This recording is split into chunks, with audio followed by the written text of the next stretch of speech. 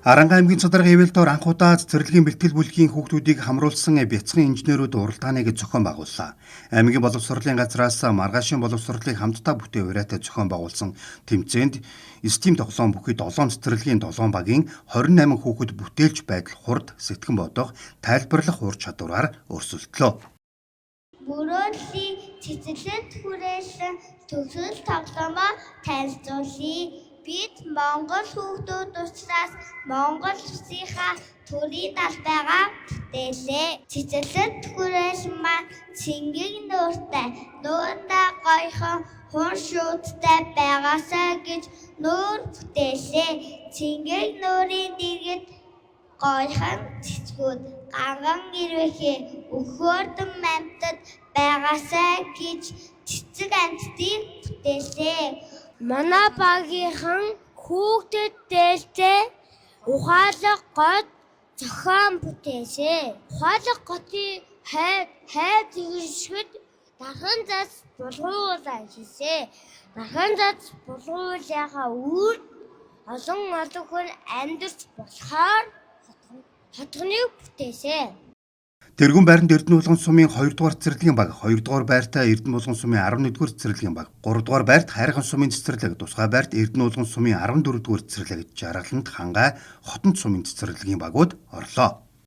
Энэ STEM тоглоомоор болохоор хүүхдүүд багаар ажиллаж сурна. Тэгээ хүүхдийн логик сэтгэлгээ, тэгээд юмыг ойлгох, учрыг олох, тэгээ бас багаар хамгийн гол нь хүүхдүүд багаар хамтарч ажиллаад багаар ажилласныхаа үр дүнд нэг цагийн дотор энэ бүтээлүүдийг хийж байгаа байхгүй. Тэгэхээр хүүхдүүдийг багаар ажиллуулж сурна. Тэгээ бас хүүхдийн ярих чадварыг, хүүхдийн ер нь математик сэтгэлгээ, хэл ярианы чадвар, сүүпийн бүхэл чадваруудыг энэ STEM сургалтаараа бид нар дэмжиж ажиллаж байгаа. 2025 оноос энэ STEM тоглоомтой болсон. 2 дугаар шатанда Аранга аймгийн аймагтай STEM тоглоомын нийт 7 цэцэрлэг оролцсон. Энэ STEM тоглоомтой 7 цэцэрлэг оролцсон энэ тэмцээнд байна гэдэг амжилттай оролцоод бид нар өнөөдөр 2 дугаар байранд орлоо.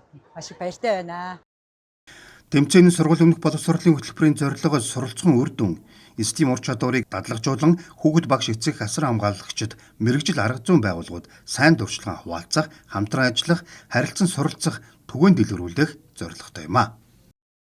STEM тоглоомоор хүүхдүүд тоглосноор бол ямархуу ач холбогдолтой вэ гэхээр ерөнхийдөө бол хүүхдүүдийн анхаарал төвлөрөлт сайжирна. Тэгээд гарын жижиг булчингууд хөгжинө, мөн сэтгэхүй хөгжинө гэсэн юм давуу талуудтай байдаг. Өнөөдрийн бүтээл бол манай ухаалаг ээлтэй хот гэхээр ямар байх юм бэ гэхээр нэн дэргүүнд эко бай гэж, эко хот байгуулъя гэж зорьсон. Тэмцээн доктортой хөгжлийн бодлого алсын хараа 2050 бодлогын баримт бичгийн сэдвүүдээс Монгол ахуй их дэлхийн ухаалаг, ээлтэй хот, ирээдүйн инженерүүд, ногоон байгууламж гэсэн 5 сэдвээс сонгон бүтээлэн хийсэн байна. Хүүхдүүдийн ухаалаг, ээлтэй хот, ногоон байгууламж бүхий сэдвийн бүтээлүүдэд нар салхины эрчим хүчийг оруулж өгснөөрөө илүү онцлог байжээ. Энэхүү тэмцээн нь 21 аймаг 9 дөрөвт нэгэн зэрэг болсон. Шалгарсан багууд улсын аврагт шалгаруулах тэмцээнд оролцсон. Улсын авраг болсон бяцхан инженерүүд Таиланд улсад зохион байгуулагдах олон улсын тэмцээнд явах эрхээ авах юм а. Шим төлбөрийг хэрэгжүүлдэг 7 цэцэрлэгийн дунд явдлаа. Тэгээд энэ цэцэрлэгийн тэмцээний ингээд ирээдүйн 21-р зууны чадамжинд суурилсан ийм хөтөлбөрийг бид хэрэгжүүлэхийг зорж байгаа. За тэгэхээр тэр чадамж гэдэгт бол хүүхэд бол тодорхой хэмжээний мэдлэг олж авах юм байна. Тэрийгэ чадвар болгох юм байна. Тэгээд бол хүүхдийн хандлага төлөвшөл хамтдаа багаараа ажиллах юм. Тэгээд дээд дэрэмбийн олон чадваруудыг хөгжүүлж байна. STEM тоглоом нь хүүхдийн бүтээл сэтгэлгээ, лог, дүгнэлт асуудлыг шийдвэрлэх чадвар болон багаар ажиллах ур чадварыг хөгжүүлдэг. Мөн гарын жижиг булчингийн хөгжил, орон зай мэдрэмжийг сайжруулж, сургуулийн өмнөх болон бага насны хүүхдүүдэд инженерийн суурь ойлголтыг тоглоомын аргаар олгодог ач холбогдолтой юм а.